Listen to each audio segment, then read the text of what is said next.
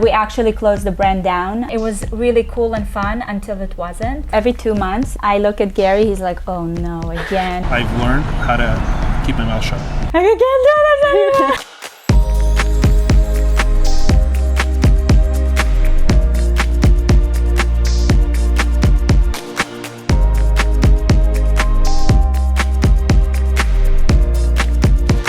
Hey guys, welcome to Silicon Valley Girl and welcome to Miami. Today I am interviewing one of my favorite creators and I'm so excited to finally meet her in person. I'm going to tell you a quick story. So 2018, we're pitching Lingua Trip to Andreessen Horowitz and we're talking about creator economy, how it's the future of marketing, and one of the partners, Lee Jin, asks me whether I know Valeria Lipovetsky. And I was like, no. And she said, you must follow her. So I followed her and I started loving her content. And it turns out she's Russian. She was born in Russia, moved to Israel when she was 2, moved to Canada when she was 20, and she's recently moved to Miami with her whole family. And she really resonates with me because she has 3 kids. I have 2, and I'm trying to balance everything. I also do business with my husband, so I'm super excited about chatting with her. We're gonna chat about fashion. We're gonna chat about getting to work with major fashion brands. We're gonna chat about business, family, everything. Oh my God, I am so excited. Let's head to Valeria Inc.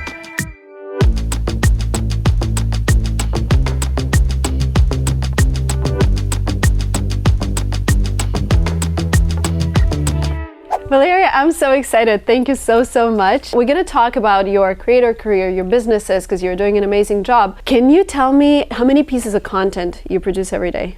Produce or what goes live? Because it's 2 different things. Oh, interesting. Let's do both. We have a whole both. schedule. So the way we operate now as a team is that throughout the week, I allocate certain days for content creation. One day would be more like organic content, so this has nothing to do with our brand partners, just things that I want to create. And then another day would be brand partners.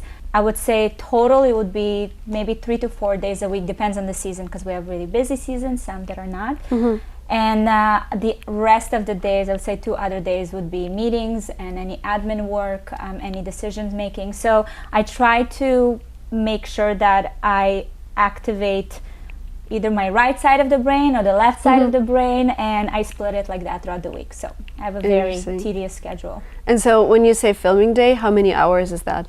I mean, I would come to the studio at around maybe 9 or 10. This is the studio, right? This is the studio. And I leave at around maybe like 5. Oh, wow. And that's continuous shooting. It will be shooting and then we take a break because again, you know, in terms of this is all visual, right? So my face needs to feel good, my energy needs to be there. So we do take breaks in between and I don't like to rush through things. So we take it kind of easy and fun and making sure that the energy is shown in the content. Okay, let's do a little office tour. This is interesting because I feel like I've never really did this.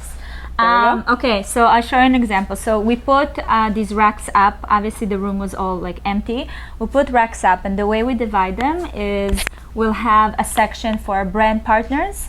We have a section of kind of more season clothes. And then we also have things for more organic. So organic, let's say I want to do a video of how to style jeans 4 ways, which actually I'm going to post tomorrow. So I'm here and I'm like, okay, I'll take jeans that we work with a company that I absolutely love, Paige, their denim. I'll be like, okay, here's Paige, and then I'll come and I'll pull 4 different ways, with what I have. So it's kind of like my go-to closet. And you see some are more eccentric, colors, the pieces, but a lot of it is also neutral. Interesting. What you mentioned Paige, would they send you the styles that they prefer, or you would choose and show you want this? And you always want to choose because you need to show it to your audience who loves it because of your style. Yes. Okay. Yeah. So there is no person who does wardrobe management.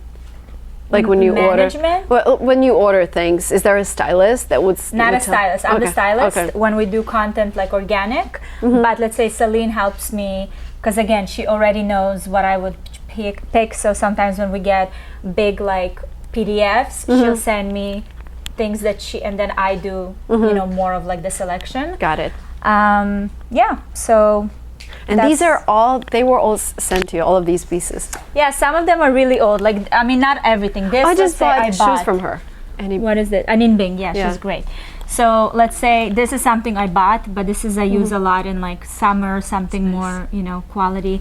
This was something that I also bought, but I don't really use it in my day-to-day, so I keep it here for random occasions. We have 6 different like white button-downs, you know. There's always different things. What do you do with the clothes that you don't need anymore? Do you sell them? Do you give them away? So we have a company with probably around 15 women. So part of the perks of the job is they get free stuff. my office in Toronto, which most of the employees are there. My team gets like Valeria boxes once a month of just like clothes and beauty and, you know, things like that. So you have to make sure every employee is your size. Oh no, because we also have like shoes, or we have cosmetics, we have skincare. It's Makes not sense. always And then so you have your channel, that's YouTube channel that's mostly vlogging plus shorts. The same type of content goes to Instagram and TikTok, correct? Yeah. They're the same across the we platforms. repurpose our content.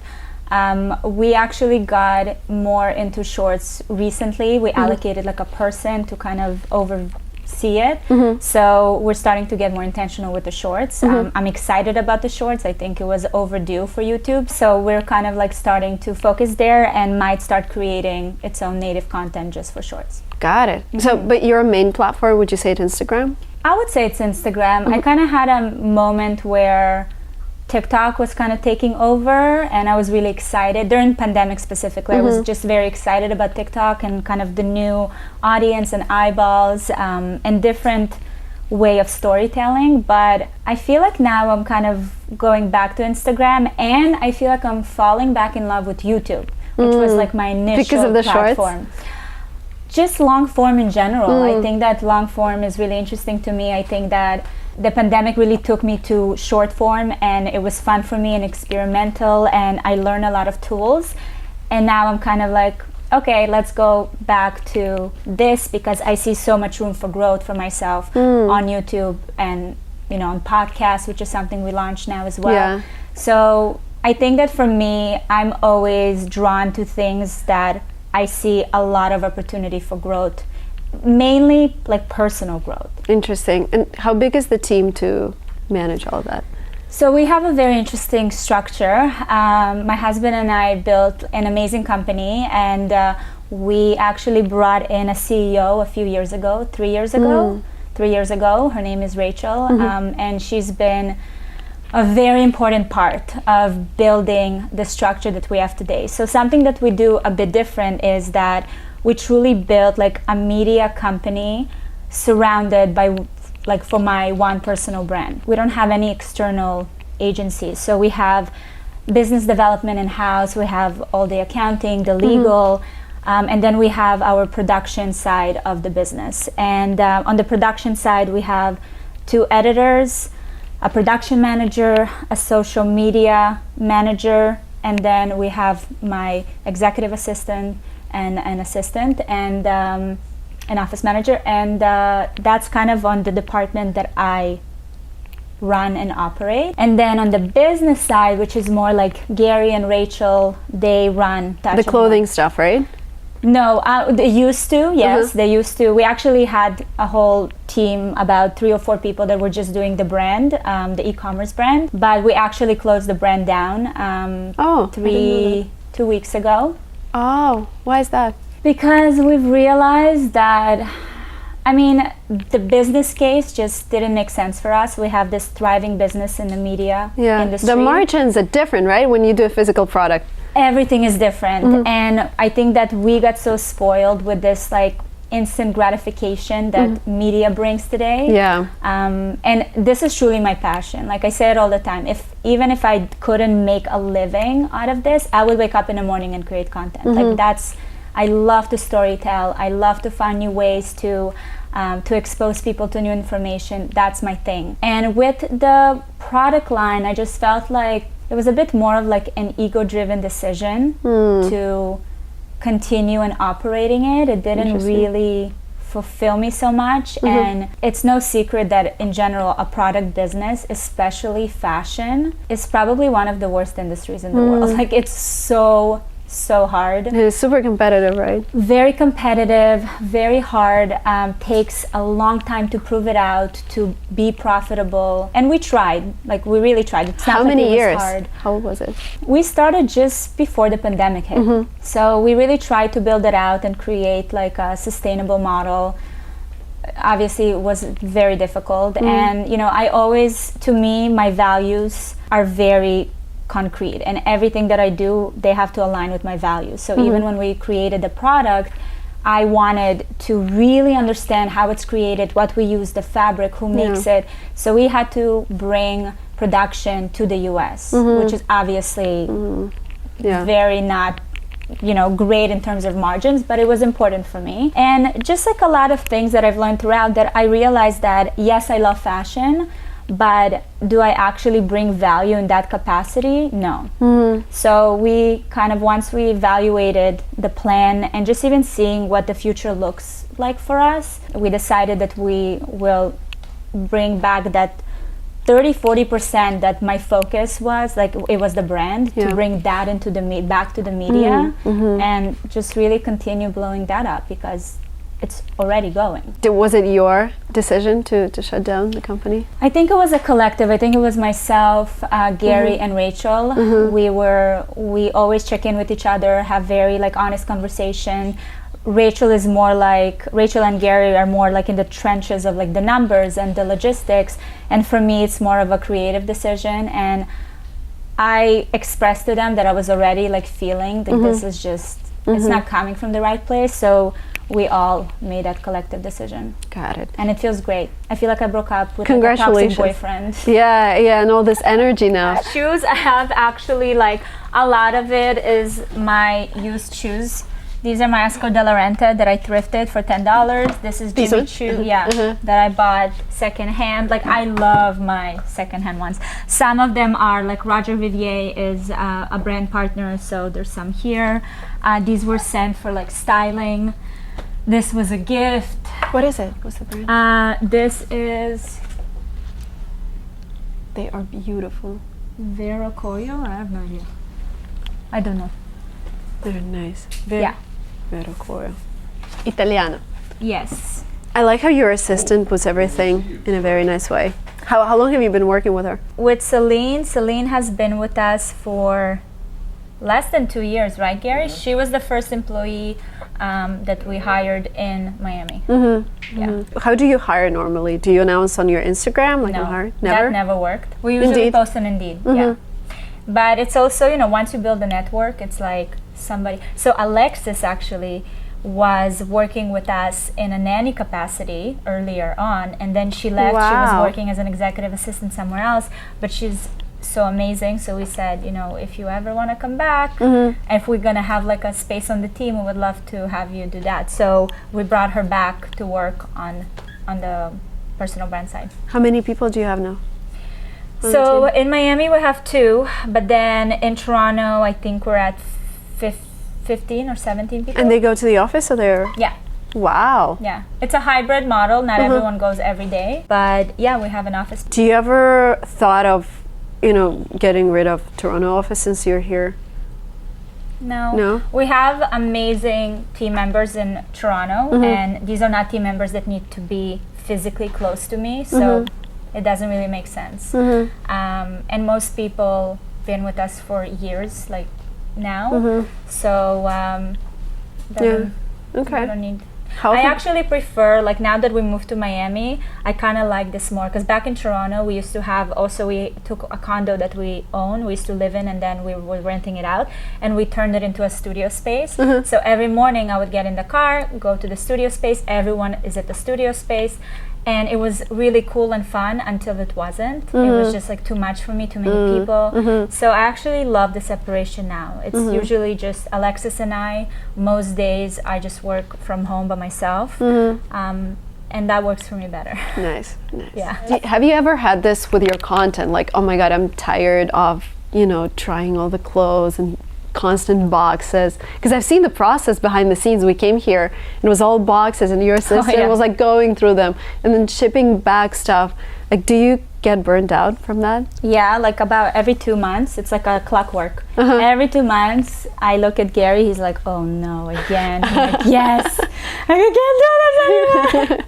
It's always, it's definitely happening. I think that with the years, I've learned to catch it before it really hits. So I'll have a little dip, you know, in terms of energy and just the capacity, the mental capacity. But I have an amazing team that supports me, and I think that sometimes I can go on autopilot and I'm like, I can do this, I can do more, give me more, I can do this. And they're like, no. Here's you taking this weekend off, please go away, no one's gonna talk to you. So I very much appreciate that I have that support behind me, and it got much better. But you still took breaks from vlogging, right? There was like a year break from making vlogs. So during the pandemic, we really got into the family vlogging, and honestly, it was wonderful.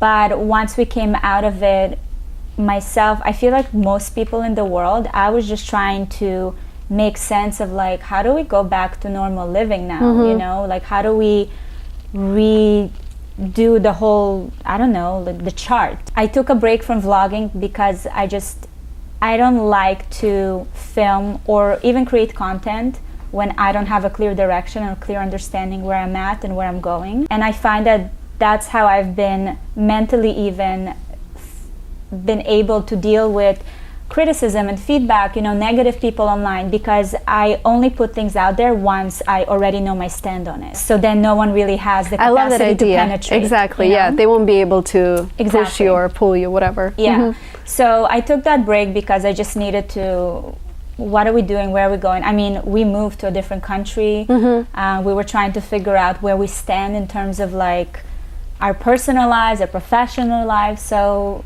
we took that little leave and pause, and now we're back. For me, whenever I feel like I'm burning out, my biggest fear is that if I take a break, I will never come back, because I will love this state when I'm not doing anything. How was it for you coming back? Again, I think because it's truly like my passion, it's even difficult for me not to film when I have those days off, because I can just sit. Sometimes, you know, when I have my days off and I just sit and I have this idea in my head and I'm like, okay, I need to film it right away, or I need to do it. And I actually have to push myself to not do it, write it down, and then get to it, you know, in a couple of days. It was hard to, it's kind of like a muscle, you know? So yeah, it's kind of like feels annoying and a bit weird to get back to it.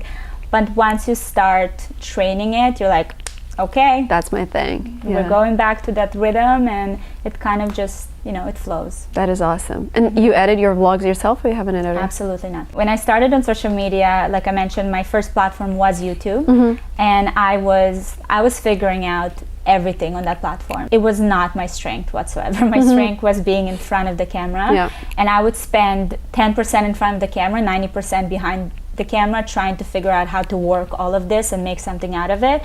And if you go back to my YouTube channel and watch some of my old videos that I edited, it's such a humbling experience. But it's a learning process. It's a learning process, but thankfully, once, you know, I started really getting committed to the process, Gary started noticing that something is happening, that, you know, this is an opportunity. I remember the story when money came into your account, and he was like, where's it coming from? Exactly. So I caught his attention, and he's like, show me what you're doing.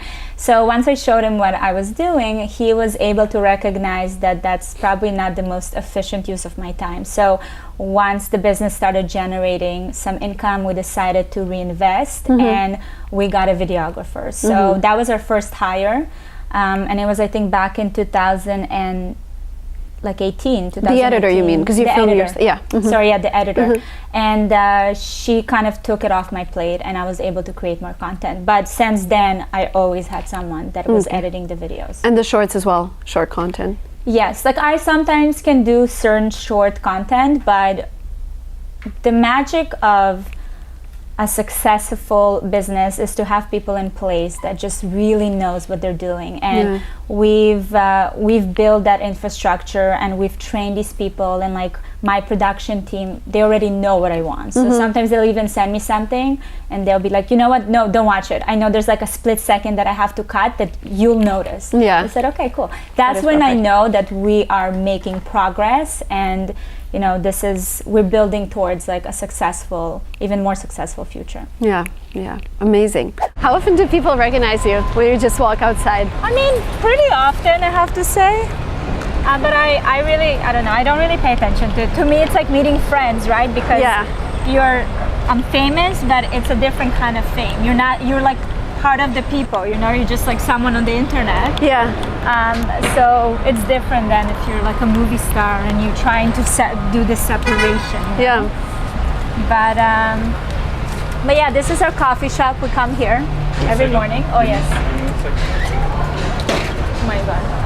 Interesting if they're gonna ask us to remove. We might have to ask them if we can film. Would people come up to you and take pictures with you? Yes, more in Europe actually. Actually here too. But I feel like in the US, people are a bit. They're just like, hey, I love your content. This is what I noticed as well. Like when we traveled, I think we're in Dubai. Everybody like, can I take a picture? And here people are like, oh, I know you. Exactly. Do your kids get confused? Because my kids are like, they now think that everybody's supposed to know their name. Because people will come up to them and she'll say, oh, Emily Lily. Is that the same for your kids? No? Don't know their names? Like a lot of people do know their names, but I don't think my kids expect people to know their names. Interesting. Because they know that I'm internet famous. Okay. My kids think they are. I love that. Talking about your revenue streams, what be like? Can you rank them by? Brand partnership is our biggest revenue stream. And then there's basically platform payments, which are But brand partners is their bread and butter. Yeah, exactly. Let's talk about brand deals. Oh my God! For any fashion influencer, I feel like when you started, because I'm kind of starting in fashion, I'm mostly business languages, but I'm fascinated by the fashion world. It seems like it's such a closed world in terms of brand deals. Like there are very few creators who work with big brands. Can you talk about like how you got into working with, you know, these top amazing brands? I didn't create from a place of I want to work with these brands. It was very organic, and because I was trying to figure out, okay, how do I add value and how do I, you know, teach someone something, I think that's when brands started to notice. But I started with not necessarily, I'll just assume when you say brands, you're talking about the Dior and Chanel's of the world? Exactly. Okay, that's interesting. So I come from, I was modeling before, and this is like a simple way to explain it. When I was modeling, if I would do an e-commerce shoot or if I would do a catalog, I would get paid 10 times more than what I would get paid with like a big brand. So for me as a model, from early on, I knew that in order to survive, because I was financially independent since I was 16, in order to survive, I need to get commercial work, not these high brands, because those are ego brands and they're great for association, but they don't pay your bills. And then these mass brands are where it really helped me as a model to just like navigate. I mean, with this industry, people now, the industry has matured a little bit, and you know, there's more budgets and things like that, but it's still the case. These heritage brands, they're amazing. They're great to build your brand by association, but if you want to make a business out of it, these are not the people you necessarily want to So they would just send you basically a product and that would be it? Or there would be a payment? Sometimes yes, it depends, because now we work in a capacity where it's truly a relationship. You know, Dior is an amazing brand partner for us, and it's been like a few years already that we've been working with them, so it's not like a one thing here and a one thing there. It's more holistic approach to it. And these are brands that I naturally like. They're very organic to me. They're my aesthetic. I love what they do, and I spend my money on these brands, so it's very organic. But it's, again, to build a business, like it has to have a very healthy kind of balance. Skewed more with brands that people can afford because it's just what makes sense. To me, it was always part of my DNA. I've always been into, you know, I love the luxury bags and shoes, but I also just really love, you know, a $40 like outfit. And that's how I build my brand. So I think it depends for you. If I could give you an advice, is like, where do you stand? Are you an approachable fashion creator, or do you just gonna be luxury content creator? And based on that, you know, you kind of start building your content around it, and they will start noticing. So they reached out to you? They reach out to you, and then you build a relationship.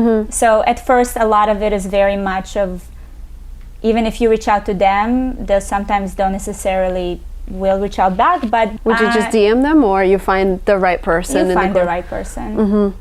I'm sure there's enough DMs of everybody who wants to get a free Dior bag. So yeah. Awesome. When we talk about your wardrobe, how much of it is sent to you? How much do you actually buy yourself? I would say that I have a core closet that I had probably for years, and that's just pieces that I always reach to.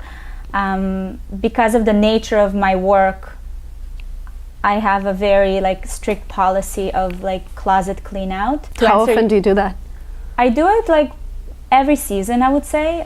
So to answer your question, for in terms of what is sent, a lot of it is sent, but it's because even with our brand partners, it depends on seasonality, depends on the trend. Like there's a lot of things like that. But my core closet has been the same for literally 7 years. Interesting. So what you're wearing right now, is it sent or is it yours? So this is a brand that we work with, Lafayette, which honestly, when I saw this, I was about to buy it. It's the best. I love it. Thank you. I would get one for myself as well. Yeah, so I was actually about to buy it, and then my biz dev team was like, hey, we're actually starting to work with them. I'm like, amazing. Amazing. So it worked out for me, and this is like an Abercrombie and Fitch my favorite t-shirt. They're the comfiest. Yes, super comfortable. What about jewelry? This was a collaboration with a jeweler. This was a collaboration. I actually worked with Tiffany's. This is David Yorman, who's been a brand partner of ours for a long time. And these are from Gary Inc. Nice. Nice.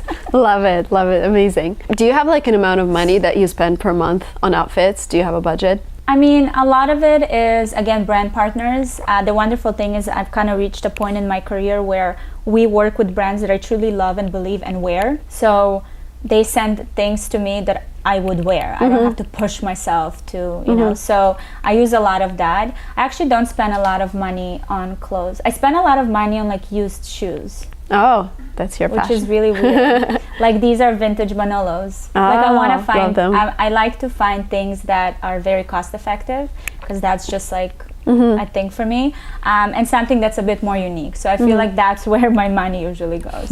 Nice. Gary would like, oh, you bought another used pair of shoes. And most of your clothes are here, or but you have a big wardrobe at home as well, right? I have a fairly like good closet space. We do the same thing here, so based on the season we'll like swap, or based on the content that we're shooting. But again, a lot of it is like shoes that we reach out to, and you'll notice in my content I reuse a lot of like certain core items. So we always have a variety of things to pull from. That's great. Yeah. I started, and I now have like maybe 6 pairs of shoes for like shooting, and I thought that was a lot, and then I saw but it is a lot. When I started, I mean, with fashion, I don't know, I had about 6, maybe even less. I think everyone has this misconception about, you know, to penetrate like the fashion industry, you have to have all these different things. At the end of the day, I think what sparked people's interest with my content in the beginning with fashion was that, again, that high and low. So I had a Chanel bag, but everything else was like a Zara, or, you know, or like different smaller brands that people didn't hear about. It's also about the way you style it. People will notice when they can take something away from it. It's not like, oh, she has a Dior bag, I have to follow her. You know, it's more about like, okay. And your persona as well. What am I getting? And you style yourself, right? Yes, for my content design myself, I work with Amarsana, who is a friend and a super talented stylist. I work with her for if there's like specific events, for fashion weeks. And she would work with the showrooms to send you stuff, right? Yes, so at this point, Amarsana, we've been working together on a few projects, so she knows what I go for, she knows my style, so she kind of has already a list of brands that are like, when she thinks about this brand, like philosophy, she's like, that's Valeria. So we kind of, build this list of brands that we work with, and she reaches out to them and posts things, and then we do fittings, and we send it back. How many brand deals do you do a week? Because you seem to do like a lot. Every day there's a brand deal. Yes, we do a lot of brand deals. I don't know. I don't count them. But and Gary probably knows. Most of them are paid, right? Or sometimes it's just a gifted thing? No, I don't do gifted things. You don't do? Okay. Okay, cool. That's awesome.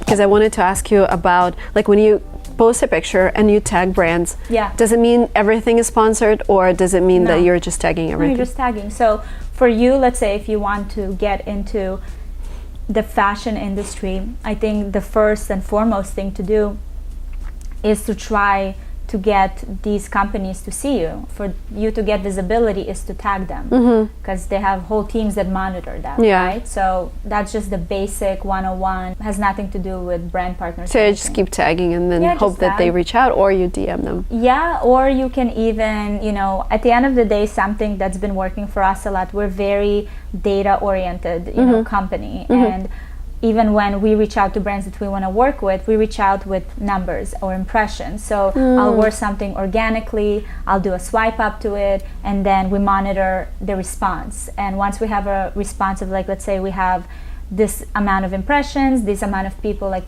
click on their tag or swiped up, this is great data. It's much better than like, hey, I love your brand, do you want to work together? That's like amateur, I would say. And I feel like now it's like with any business, right? You want to come in and be like, this is what I can do for you. So that's just a great way to get your foot in the door. And how do you get a fashion weeks? You mentioned New York Fashion Week. What was your first fashion week? How did you get it? My first fashion week was Paris Fashion Week, and it was I would say like 4 years ago. And I actually went with L'Oreal. So they brought me I started working with them, and they brought me to Paris Fashion Week. And, with every year you build kind of more relationships. A lot of PR firms, there are a lot of firms that represent a bunch of brands. So you build that connection. How do you build that? You meet them at the fashion week? You do your research, you look online, all that information is available online. You look at who represents who, PR firms that work with different people, and you can reach out and you can, if you can go and meet them, or if you can kind of start having a conversation, hey, I'm interested in, working with this and this, like, let me know how I can. Again, showing statistics and data is great. Here are my credentials, here's what I do, I think I can be a great fit for this, and so you kind of start building these connections. It doesn't happen right away. You don't like get one email in and they're like, wow, yes, okay, come, I'll bring you to Fashion Week. It obviously is a slow build, but that's kind of how it works. But there's different people also. There's some girls that go to fashion weeks that don't get invited to any shows, but they just show up at the event space and take pictures outside and then just go home.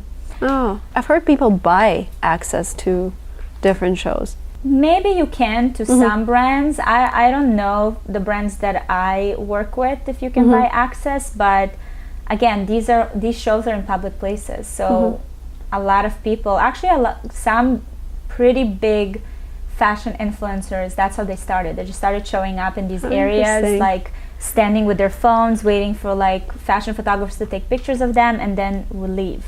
And you get kind of like, a little bit of exposure, but there's a lot of very creative ways. You never bought any tickets to like red carpet? Because I feel like I see a lot of creators and they pay like thousands of dollars to be there. I actually didn't even know that. Yeah, you can buy all types of things, but they're like closed chats.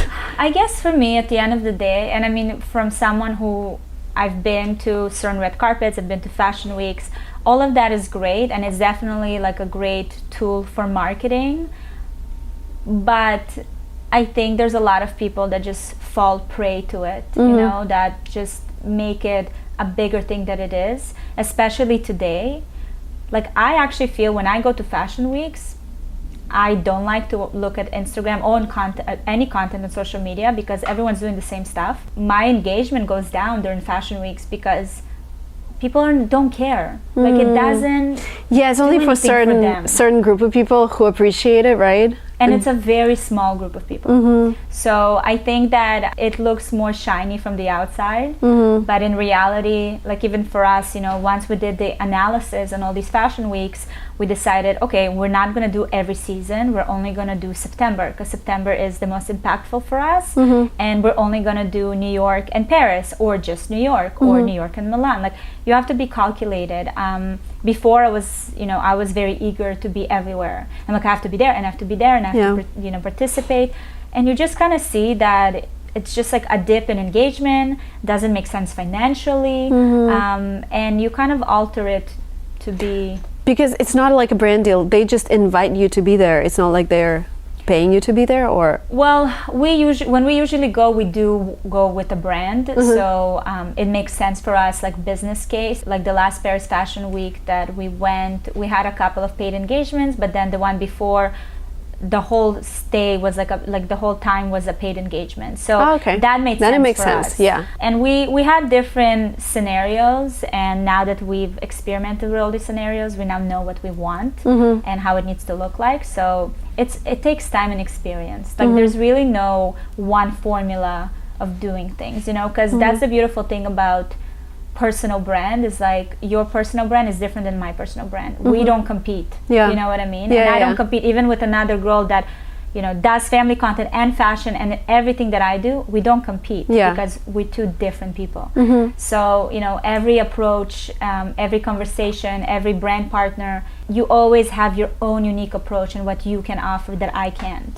So I think it's like the secret sauce is to find that you know, thing that's just you and that only you can offer. I feel like the Fashion Week is like fashion creator conference where you go and like you have some brand deals, but you also make connections, right? That will be you make connections, but it's like, it's not, I don't know, it's really not I wouldn't focus too much on that.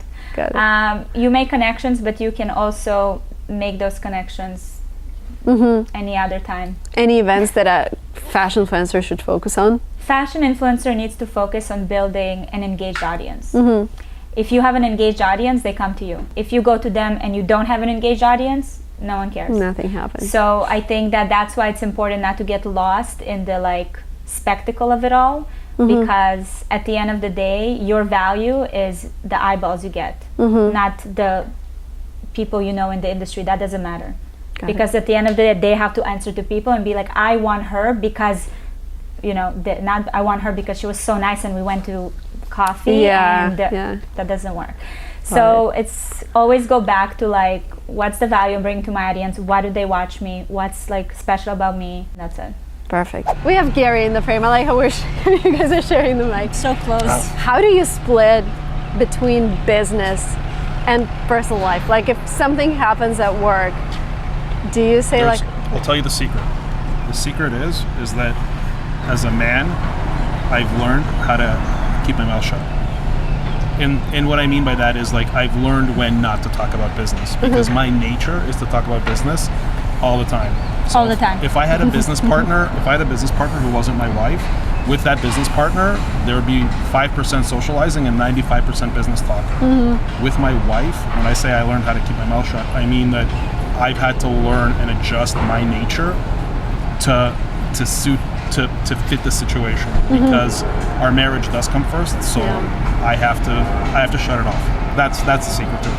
Yeah. How do you split your functions between the two of you? I work with our CEO Rachel on the business side.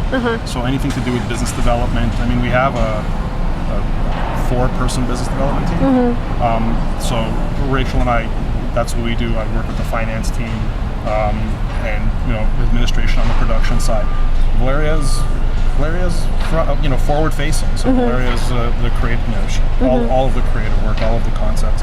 So we actually don't intersect a lot. So when Valeria and I, we don't intersect operationally. We intersect when it comes to high level strategic decisions. And those are just fun conversations for me. That's why I like to have them, but they're taxing on her. So again, I have to pull back. All right, let's talk about this balance, family and work. So you have 3 boys. Yes. How old are they? My boys are, Jake is 10, Benjamin is 8, and Maximus is 4. Wow. Do you have a nanny that lives with you? Yes. She lives with you? No, she doesn't live with us.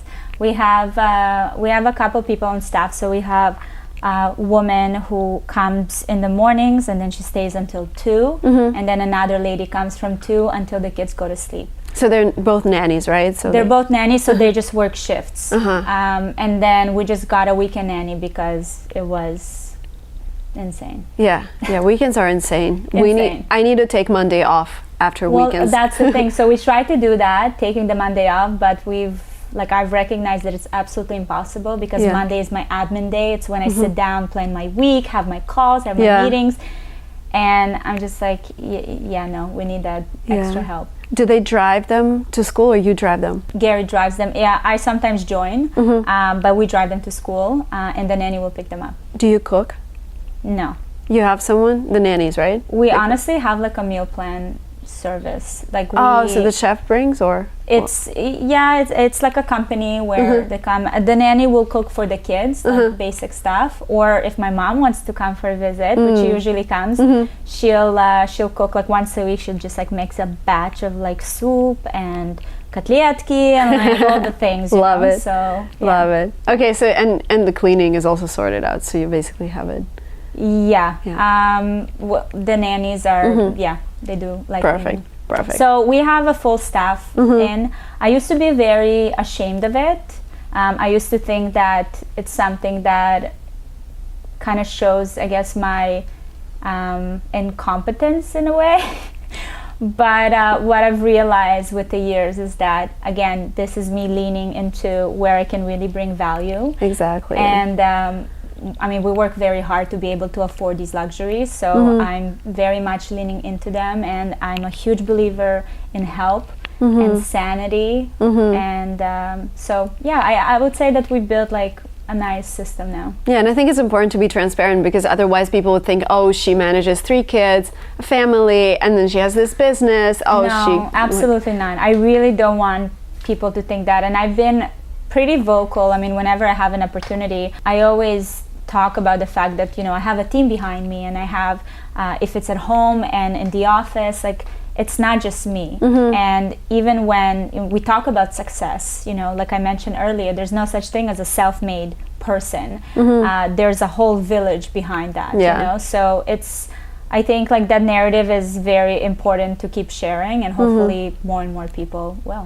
Have you ever thought about what happens if Valeria decides to stop creating content? She's tired, she wants to retire. What happens to the company? The company would stop and we would do something else. You came from business background, right? What did you do before? I've been in tech and I've had various tech startups since '99. Oh, nice. Tech, media, e-commerce. And what happened to those? You sold them, or? One of them we had an exit, and one of them, some are still around, some didn't work out. I actually built, based on the early data that I had access to through Valeria's channel, with another group of people, we built a YouTube channel with 4.5 million subscribers. Wow, what was it about? It is about, it's still there. It's called Bestie. It's about, it's like not medical, like health-related content. Oh, that's amazing. Yeah. Wow. So you still run that, or you're completely? But the team runs that. We have one of the partners runs it. Yeah. That's great. But you're 100% focused on this. That is so cool. I love on this and on our kids and on building our home. And he's very on top of the kids. It's life, right? Everything's intertwined. So our personal lives, our children, the business, it's all one. So interesting when you say that, because I try to separate, just because if something, not bad, but like if I get a wave of hate for something, I feel like it's of haters online. Like it happens every now and then. And I feel like for me, mentally, it's easier to separate the two because I'm like, okay, the media persona is getting hated because of this, this, and that. But Marina here is, you know, it's a mom, she's with her kids. Do you? Yeah, I have that separation as well. I mean, honestly, I feel like, again, being an adult in this industry is just so much better because you are now able to make that distinction, you know what I mean? To understand that, hey, this is a business and I'm the product, but it's a product, you know what I mean? And this is, some things are pure hate, some things are maybe feedback, some things are something, you know, that you can take to consideration. But I think that I'm able to have that distinction now, and it's, you know, it doesn't really take me down like it used to. But yeah, it's always, it definitely grows a very thick skin. Yeah. With Valeria, there is no media persona. So this is actually like, she's consistent in terms of who she is on and off camera. Yeah. But in terms of haters, it's been mostly me coaching her from the beginning to say like, it's been very helpful. That's super helpful. Because he can like zoom out too, you know. He kind of has this glance from the outside, and I think it's very healthy and very important to have that. Someone that has kind of your best interest in mind, and can bring things into perspective. So yeah, it's been very. I'm very data focused. So whenever there's like, quote unquote, you know, you can call it, I wouldn't call it a scandal, but some incident where 50 people put negative comments, and I'm just like, 50 people out of millions. Yeah. So as a percentage, it's just not relevant. Yeah. You know? Yeah. But it's easy to focus on those small amount of negative comments. But again, these are people who are making comments hiding behind the anonymity of the internet. Yeah, that's where true. Valeria is like she's open, right? These are closed people. Nobody knows who they are. Yeah. So you can't take these things seriously. Yeah, that's amazing. That's amazing that you two have each other. Can you talk about a major episode when you got hated online? I would say probably the recent one would be during the pandemic, but I don't know if there's one person online that didn't get bashed during the pandemic. So the first lockdown, we did the whole zombie apocalypse in Toronto, closed down, like did everything. The second lockdown, we decided to go to Costa Rica, and we took the whole family and left for like 2.5 months. You can imagine that was a very like big thing for a lot of people. We got blamed, you know, to kill people, and there was literally comments being like, "You're the reason my grandfather died." Like there were people that, but I can't even necessarily fault them because I don't think mental health was stable during that time. And I can see how maybe some people were triggered. So that was a big thing for me, and I remember. I couldn't really be present during our kind of relocation, and Gary was really like trying to take me out of it, and he said, listen, we're fortunate to live in a country that we're able to travel, we can afford it, we're not harming anybody, we did everything safely, we're not here for a week, you know, on an all-inclusive, we did everything right, we don't need to apologize, like everyone, you know, does what they can for their family. And it took me a little bit, but it was very like, it was hard. It consumed me. Do you have a therapist to talk to, or Gary is your Gary's my therapist. I don't have a therapist, no. I tried it actually after I gave birth to Max, because I had like a long period of burnout that I just couldn't get out of. I would say that it was probably like a year to a year and a half after having Max, and but I don't know, it didn't work for me. So what's the main difference for you between Canada and the US? And would you ever move back? I mean, never say never. Currently, I don't see us moving back. I think the difference is that Canada is a wonderful country, and it's a country that gives a lot of opportunity for people.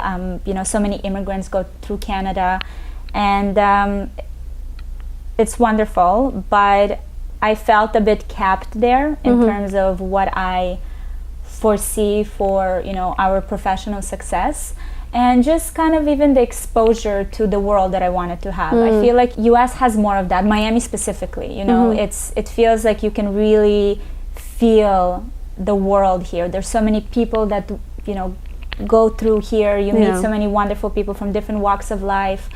And I also really like And maybe I'll hate it in the future, but I really like the directness and aggressiveness Interesting. in the US. It's very much of like, people are very vocal about what they want and they're not afraid to ask for it. And I think in Canada it's a bit more like restrained.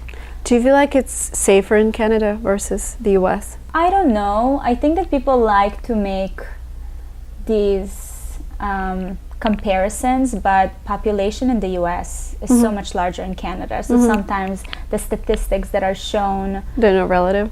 yeah, they're a bit, I feel like there's missing a lot of context. I guess it seems like it because, but I don't But know. you don't feel it. I personally don't feel it, yes. One thing that you hate about the US? I wouldn't necessarily say the word hate, but I think that it's a challenge sometimes to try to navigate life, because again, one of the things that I love about it is that everyone is, wants something and they're asking for it, but that can get also overbearing because everyone now wants something, and put all of that, all these wants and needs. I feel like sometimes you forget about the collective. Can you remember one major win for you as a creator or as entrepreneur? Maybe an event that you really wanted to attend or a brand that you really want to work with? I think we had so many wins throughout the years in terms of like events. I mean, oftentimes whenever I'm in a situation like, in Paris Fashion Week, meeting certain people, sitting at a table with certain people that I used to literally collect their like, photos or biographies in my room back in Israel. Like that's it's an amazing feeling, but I would say that it's very fleeting. You kind of, it's like it's a high and then you're like, yeah, whatever. But I think something that I love and that energizes me is the team that we're building and like the company that we're building. The fact that, we have these brand partners that are trusting us and like giving us very healthy, part of their like budgets and be like, we believe in you. To us, it's like a token of like, we believe in your expertise. Yeah. We love what you do. It resonates with us. I mean, for us, it's collectively as a company, it's a huge win. And I think that to me is what energizes me and keeps me like going and inspired. Awesome. Can you give advice for creator moms? Creator moms. Yeah.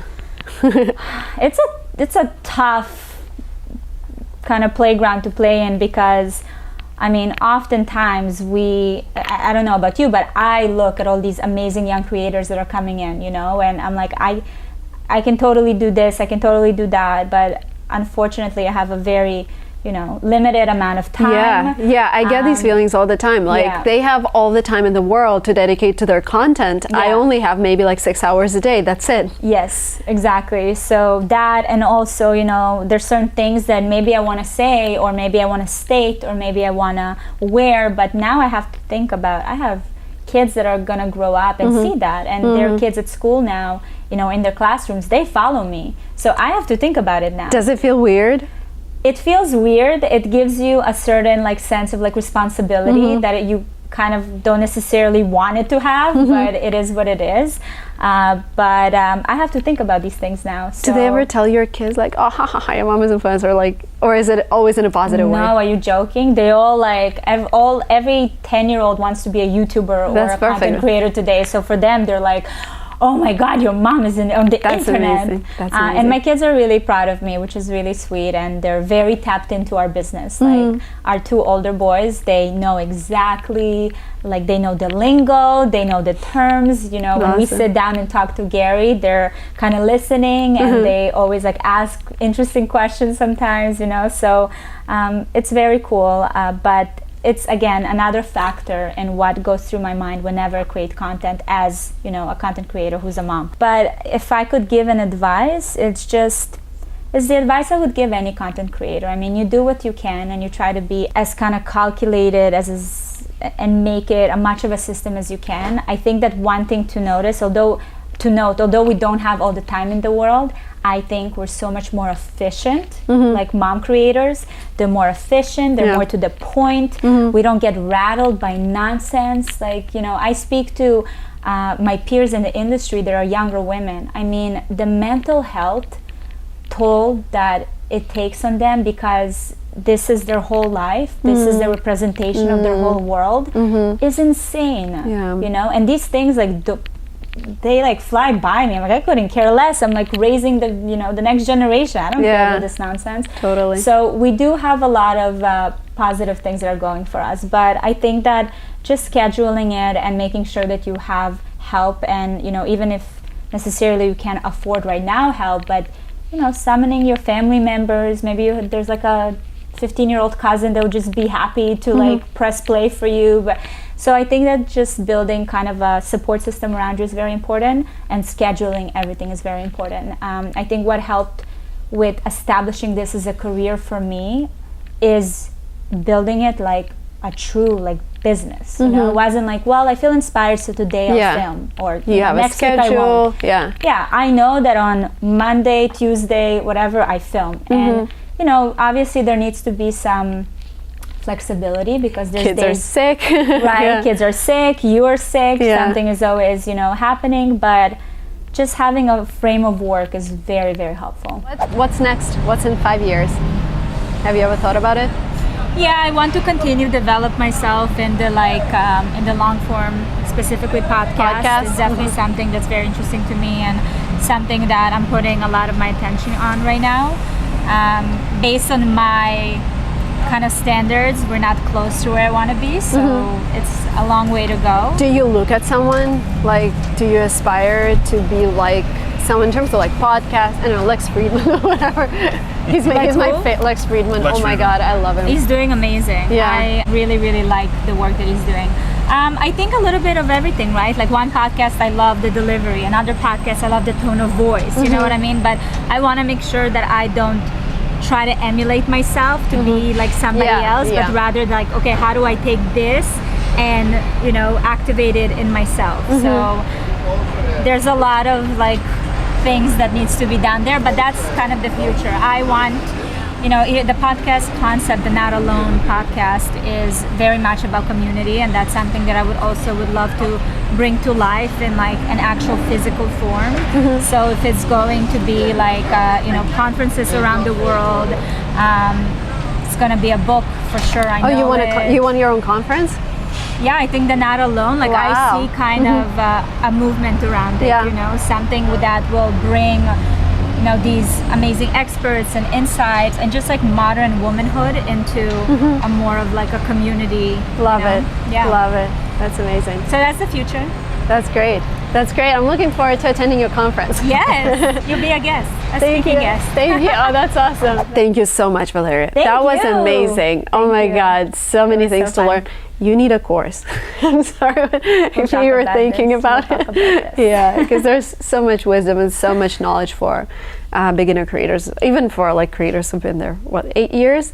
I'm it's learning really so not much. that long time, you know. The industry is like so dynamic and it changes so much all the time. Yeah. So you're kind of like always a beginner. Yeah, that's true. Thank you so much. Thank you. Hopefully see you soon somewhere in the world.